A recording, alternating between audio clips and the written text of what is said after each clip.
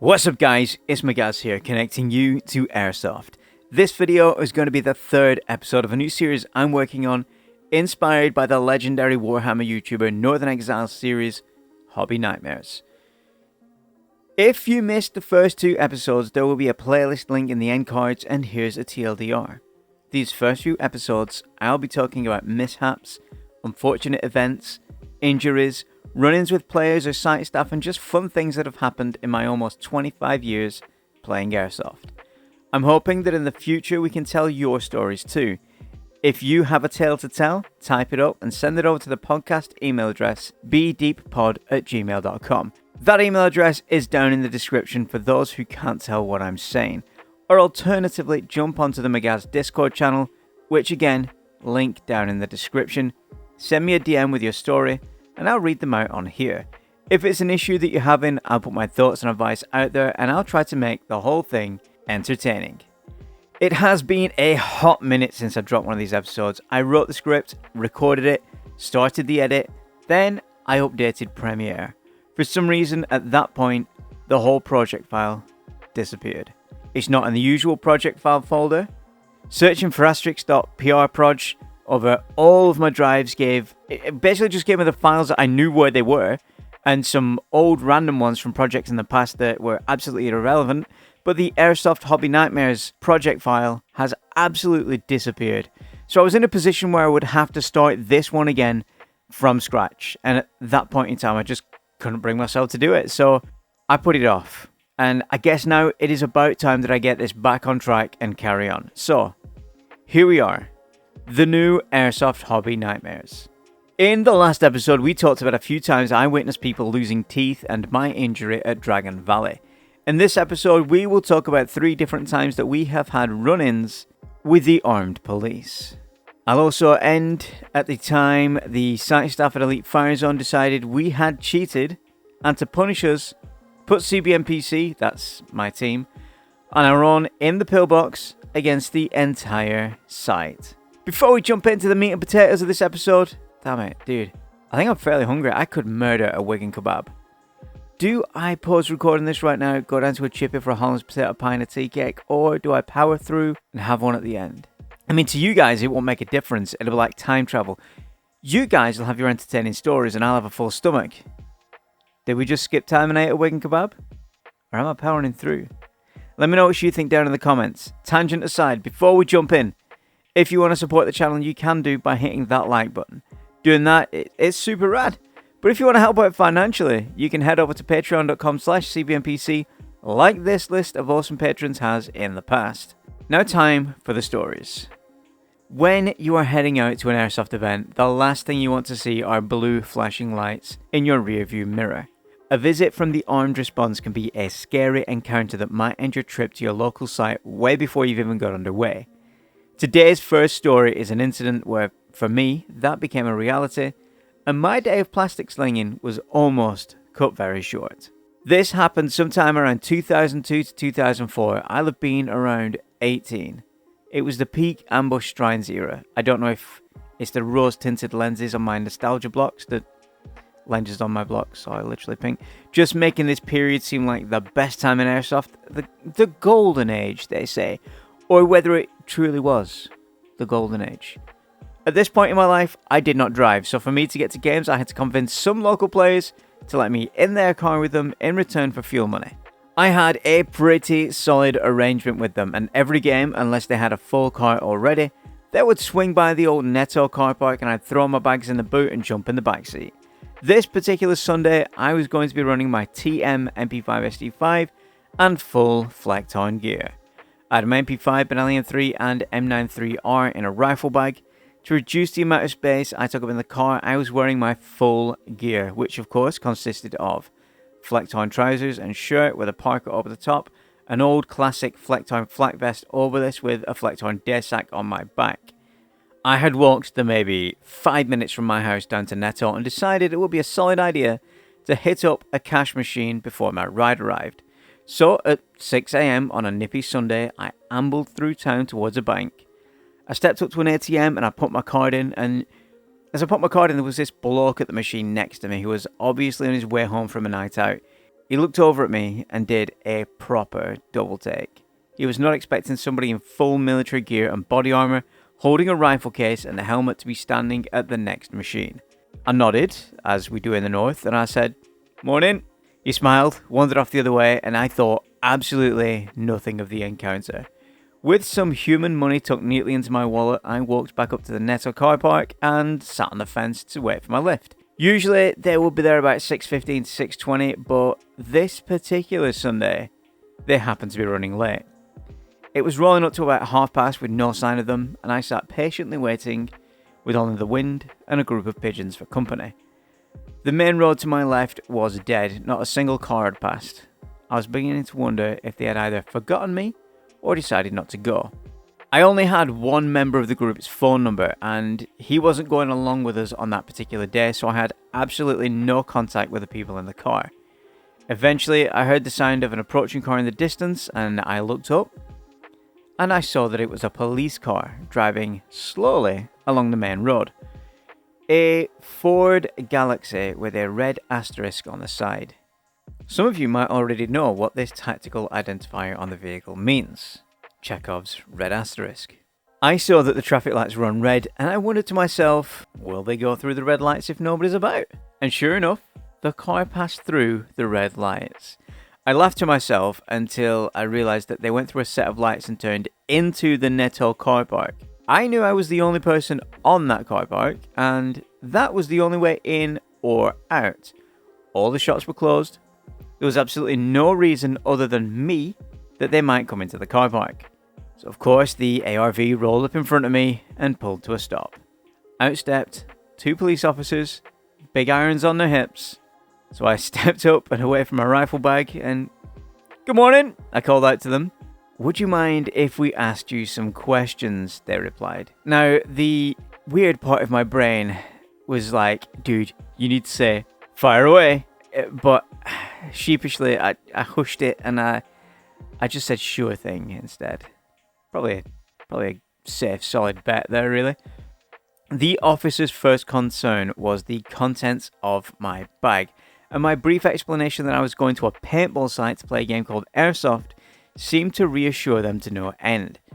While one of the officers had a chat with me, taking my details and getting the TLDR on the reason I was sat here, the other officer opened up the rifle bag, with my permission of course, and inspected the contents. He called in the contents of the bag over his radio, saying things like he has an SLP, a pump-action shotgun, and a HK MP5. At that point, the officer talking to me, who appeared out of the two to be the less serious, became a little bit excited that I had an MP5, and he was keen for Peen to have a look. He picked it up out of the rifle bag, and my first thoughts were, dude, we can't have that out in public. Somebody's going to call the... never mind, you're already here.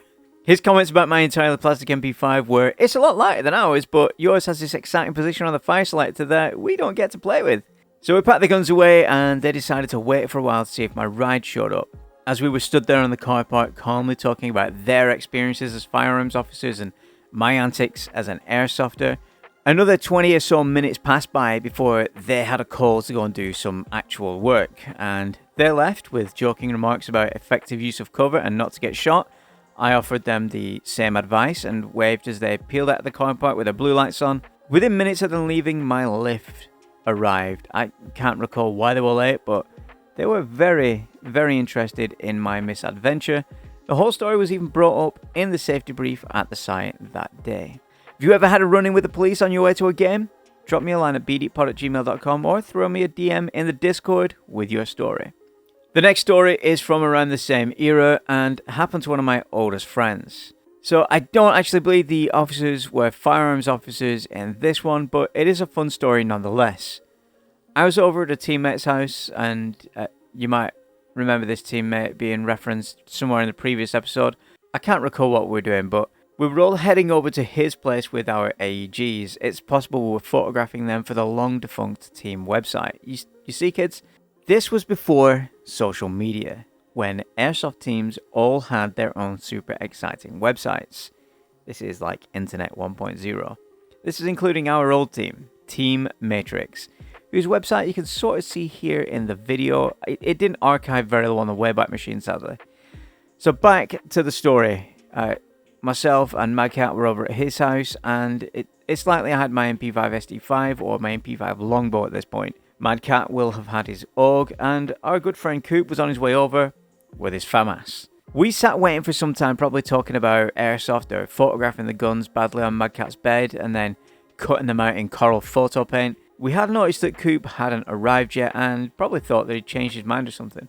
When, out of the blue, suddenly he appeared, looking a little flustered, and regaled us with this tale of misadventure. As he was getting ready to leave, instead of carrying the FAMAS over in its box, which we all used to worry about doing because it says Airsoft gun in giant letters on the side and had photos of what was in the box on the artwork, Coop didn't own a rifle bag at this point. In fact, at this point in time, locally getting hold of a rifle bag, we were very limited. In reality, to just one shop, Target Technics, in Accrington, a tiny shop run by a local legend called Richard that primarily dealt in air rifles. Most of us bought our first rifle bags from Richard. My first, a DPM rifle slip, was one of Richard's old personal bags. That thing stayed with me for many years and eventually just disappeared into the ether somewhere. The choices were fairly limited and aimed mainly at the air rifle scene, which meant they were often just traditional shaped gun bags that a FAMAS would not fit inside. Ordering one would mean finding a shop online and sending a check back then, or mail ordering a bag from Gunmart or something similar, so Coop resorted to alternative methods when it came to transporting his chunky boy FAMAS. In this event, he opted for the let's just chuck it into a couple of bin bags and tape it closed option, which could be a solid idea if it didn't just look like a gun wrapped in bin bags, which, of course, it absolutely did. Now, en route to Mad Cat's house, Coop was intercepted by a police van. The officers asked him to calmly hand them the package and to step into the back of the van. After working out what the situation was and seeing that Coop was a kid with enough common sense to at least try to conceal his replica before yomping the almost mile walk to Mad Cat's, they opted to keep him in the van and drop him off as to avoid any further scares. We assumed someone had seen someone with what appeared to be a rifle across his chest walking through town and called the police. Needless to say, these days he has a case for his rifle. The next story is a much more exciting one and comes again from Elite Firezone, the OG All Arms Airsoft site. Now, All Arms is still running to this day. If you're in the Lancashire area and want an outdoor site to sling some plastic at, definitely give them a googs. So, some of this incident I do have on video somewhere. I was carrying an old Panasonic Mini DV camera that I shot the first video at Elite on. If I ever find the tape and digitize it, I'll make a video all about this situation. Until then, here's my recollection of the event. It was the final game of the day and I had switched from playing to marshalling. So I was wearing my normal gear beneath the marshal's vest. Plumber, with a FAMAS, formerly owned by the legendary Silver Fox, had pushed up towards the back end of the site. As a crow flies, it's only about 350 meters, but there's a whole heap of undulating terrain and hazards to avoid to get over there. The game had mostly petered off and a lot of players had already packed up and started to leave. We had heard that a few players were hiding out up in the top end though, so Plumber decided to go and track them down. So I was filming him as he patrolled through the fields towards a tree line, FAMAS at the ready, and we saw these two shapes come out of the tree line and paused for a second. Plumber raised his FAMAS and started to fire. These two guys were absolutely well out of Plumber's effective range and weren't really in any danger given the wind blowing his .2 gram BBs all over the friggin' place. As I watched through the camera, it became apparent that these two blokes were dressed as the police. Plumber, I asked, are there any players on site today dressed as the armed police? So Plumber paused firing for a second and he's like, nah mate, I don't think so. I looked at him and said, then there is a good chance you are shooting at the armed police then. So at that instant he panicked, threw his FAMAS down on the floor and looked as unthreatening as he could as the two armed officers approached over the open terrain. I walked forward to meet them wearing a marshal vest looking as official as I could. They asked, what the fuck are you doing up here? And I explained that this land is part of an official airsoft site, an insured airsoft site, and we were finishing up a game day. The officers asked if they could talk to the person running the site, and the Elite business owner Mike and Ray, who was the guy who found the location for the site, were the two most senior people available. And I explained that we were currently at the very edge of the site and we could walk over if they wanted. Initially, we were about to set off when one of the officers remarked that they should probably move the vehicle. After asking me for directions and worrying they would not find the entrance given my absolute bullshit directions, they asked me to go with them in the ARV to guide them to the entrance. Plumber, however, would have to walk, or in this case, fucking run, back to the safe zone with stories of, "The police came! Magaz is in a police car and they've gone!" Which made everyone on site think I had immediately been arrested. So, there I was, in the back of an armed response vehicle wearing all black kit, with a Western Arms Infinity and a thigh holster. I had removed the Visivest at this point and I was having a whale of a time. I was dressed very similar to these dudes. I was armed, in inverted commas, and inside their vehicle. It was pro tier, armed response LARPing at its finest. Seeing everyone's faces as we rolled up to the site entrance and I stepped out of an ARV was brilliant. The officers talked with Ray for a minute and we found out that a couple of hackers thought they had stumbled upon a fucking terrorist training camp in the moors. What they had reported were two men with sniper rifles, one of which waved at them. So this was actually myself with an APS-2 SV and another guy with a VSR-10. We were on the left-hand edge of the site along a dry stone wall that ran parallel to a public footpath. It wasn't often that we actually ended up playing this close to the walls, but on this occasion, we had done. I was on the plateau firing at the other dude whose name absolutely eludes me. I kind of want to say Coley, but I can't be sure. Anyway, he was up on a bank across the river, and as this couple passed, we both saw them, kind of waved at each other and stopped firing. So I waved at the couple and smiled and tried to look as unthreatening as I could, and they scurried the fuck off, and apparently then that's when they rang the police. After this whole situation was settled, we obviously let the officers fire some of our guns. They had to go with pretty much everything they could have a go at on site, and they had a whole heap of fun, and this gave them an idea of just how much fun the game is. And after this, most of the players had started leaving the site at this point because it was the end of the day. There were probably about 12 people left, and that's including all the site staff. They actually offered to let us take a look at their gear. Now, I do have some photos of myself somewhere. After getting changed into my jeans and hoodie with a hat balanced precariously on my head, holding a Glock 17, a HK69 baton gun, a Remington 870 and a taser. This was absolutely the best possible outcome we could hope for after two random blokes with G36s turned up on the site. Now, a quick side story here. That wasn't the only time we saw somebody with a real firearm close to that site. At one point, we were up next to this stone building on that same barrier wall that I talked about a minute ago, and this car just came cruising the fuck over, pulled up next to the building, and this dude jumped out. He walks around into the back of his car, opens the car, which has got like a dog cage in it, and this dog jumps out. Then he leans into the car and pulls out a side-by-side double-barrel shotgun. The breech is open, it's over his crook of his elbow, like, says, "All right, lads," and then just walks off into the moors. So I assume he was going pheasant hunting or some shit, I don't fucking know, but that was a scary fucking moment for a second. I have another minor armed police story, but it isn't that amazing, so I'll save that one for filler elsewhere in the series. For now, let's jump onto the main event of this episode, the battle for Hamburger Hill.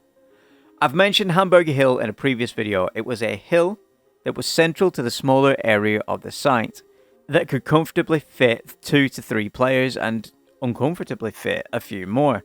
It overlooked a valley with a river running through it, and there was a single bridge over the river and a steep climb up to the plateau behind. Now we have a little bit of context for the finale of the story. We actually start this tale atop the plateau. At this point in the history of Elite, there had become a bit of a divide in the player base. A whole heap of new faces had joined, and some jumped into a clique with some other people who felt they had seniority among the regulars and CBNPC. For those who don't know, that's my team, who had been there since day 0, had started to be pushed out a little. It was around this time we started heading back to ambush at their new home, and then we found SWAT, and Elite changed from Elite to all arms, and we didn't really go back that much. This game was thought up by some of these regulars who just wanted to shoot at some people with their new machine guns. They set up this pretty lopsided game idea where they would sit at one end of the plateau in some sandbag bunkers with a bunch of machine guns, M249s, etc. There were probably 6 people on their side against the rest of us. Normally, I would love to be on the 6-player side defending against a massive force, but this time I was on the attacking team playing by some ridiculous rules. We had a 1IC and a 2IC. I was given the 2IC position, would split the 25 or so guys into 2 fire teams and advance on the machine gun positions. When I say advance, if you're thinking about the lads back in the Somme, then you're on the right track. We were told we had 1 life each, could not run, and had to keep advancing. I argued that this was a piss poor idea and figured that if there was no way to make the game doable, I'd advance first, get shot, and then skulk off to take a piss in a bush, which about a minute after game 1 was called is exactly what I was doing. Plumber, Scott, Elliot and Chef, however, decided that a better idea would be to ignore the 1IC who was out of his depth and take a small team into the valley of the plateau, approach the machine gun nests on their left flank and engage in simulated murder from behind. It took them about 5 minutes to drag the 1IC along and eliminate both bunkers. As the firefight picked up, I'd finished laying some liquid cable and had headed back to the safe area. Shortly after, the MG team came storming in shouting, "Magaz, this team had a bunch of cheats, they broke court rules, they need sorted out." I was like, "What do you mean my team? I was taking a piss in a bush, my dude." The MG team explained what happened to Ray, who thought it was funny and the sensible thing to do, but to appease the others, decided on a punishment game. Myself, Chef, Plumber, Scott and Elliot were posted into the bunker on Hamburger Hill. We could not be killed by a BB strike unless we called ourselves out of pain. The only way the enemy team could win would be to post a grenade into the bunker. Each of the players had a single life and started down in the valley across the river. As the game started, all of their guys opened up on the bunker. Rounds hit every wall and us many times inside this tiny box bunker. It was a chaotic experience. BBs bouncing off everything and the noise was indescribable. The footage on screen right now was shot on my old Samsung flip phone. I really wish we all had GoPros back then to record these antics, but for now, this will have to suffice. After a handful of attackers were killed, they had started to suppress the window of the bunker effectively. I had a respirator pouch filled with homemade hand grenades. Elite allowed us to make homemade hand grenades. It's basically a large cross scarer in a seedling pot with sand or talc and BBs inside wrapped in tape. Those of you watching the video can see some footage of these in action here. Oh, Scott.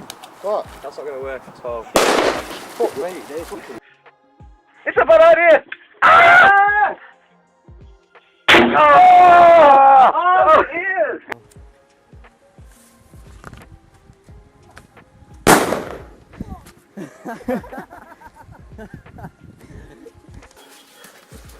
Oh shit. Ah!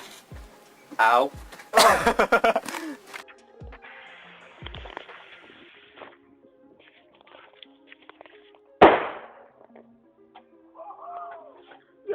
Those just listening can hear some chaotic bangs, I guess. So, myself and Elliot dropped down the rear slope of Hamburger Hill and started the indirect fire attack.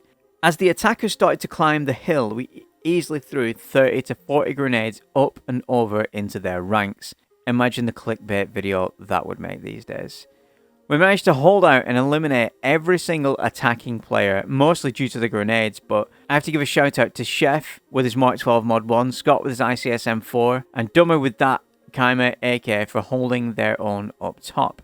What was supposed to be seen as punishment was actually one of the most enjoyable games we ever had at Elite. It's one that I love to try again in modern times with the equipment that we have now, an absolute nostalgia game for the boys. With that story coming to a conclusion, it is time to end another episode of Airsoft Hobby Nightmares. Like I've said earlier in the video, if you have any stories you'd like to share, send an email to bdpod@gmail.com or jump into the Magaz Discord and share the story with me here. Big thanks to the Patreon supporters who have helped a lot over the years. If you want to help out like these guys, head over to patreon.com/cbnpc. If you want to see the rest of the videos from this series, take a look at the playlist on screen right now. As always, I'm Magaz, and remember kids, the air may be soft, but our balls I hide.